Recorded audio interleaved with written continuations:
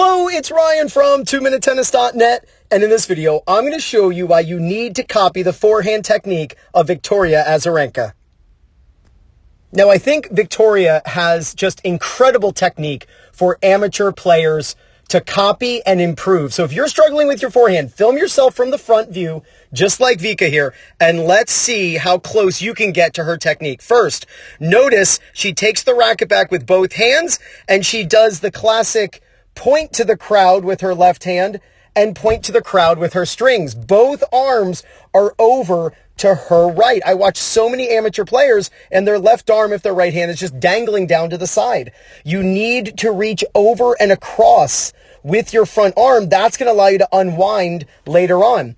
In fact, when you film yourself, look to see that your front shoulder, the back of your front shoulder, is visible to the camera. Again, this is all to provide a coil so she can uncoil later on in the swing. Her racket begins to drop. Notice her left hand. Watch what her left hand does, how it swings out of the way. Her left hand moves out of the way as she's preparing to now rotate her body. Now, before she hits the ball, her strings point down. This is vital to getting a consistent topspin shot. This is called closing your racket face.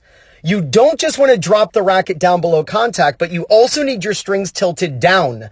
As an amateur, this is the easiest way to get your strings to face forward when you are striking the ball. So film yourself and make sure that when you are in the butt cap pointing at the ball position, having your butt cap point at the future contact point, make sure your strings are tilted down. The amount they turn down will vary based on your grip, but they've got to point down for a consistent shot.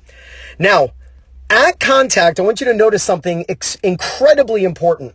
And this is that her non-hitting hand is higher than contact. You want your non-hitting hand higher than contact, and an added bonus, you want it rising. Watch her left hand as she's preparing to hit the ball. Look how her left hand is rising as she's hitting the shot. Most amateur players drop this arm, and when you drop the arm, it impedes hip turn because it becomes a counterweight. So get your left arm going up the way Vika's is. You'll see Del Potro does the same thing. You want your non-hitting hand rising. Tommy Haas, a beautiful example. Andy Murray, a beautiful example of this. The non-hitting hand should be going up as you're striking the ball to help facilitate that uncoil into the shot. And last, man, look at this low to high, closed racket face, brushing up the back. I want you to notice her finish. Now, she finishes very much like Pete Sampras, where it's a high finish and the left hand is up by her left ear. Now, I just teach people to catch the racket, kind of like Venus and Serena. Dominic Thiem, when he's practicing his forehands, it's just a mechanism to make sure that you're swinging your left hand and moving your left hand up as you hit, and then you just catch the racket with your left hand and then get back to the ready position. But again, film yourself from the front.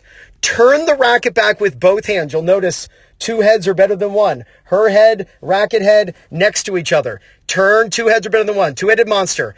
Reach across with your left arm, your front arm.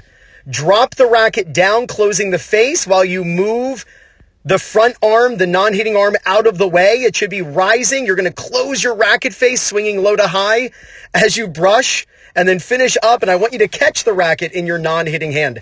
If you copy these ideas from Victoria Azarenka, there's no doubt you're going to gain confidence, win more matches, and play much better tennis.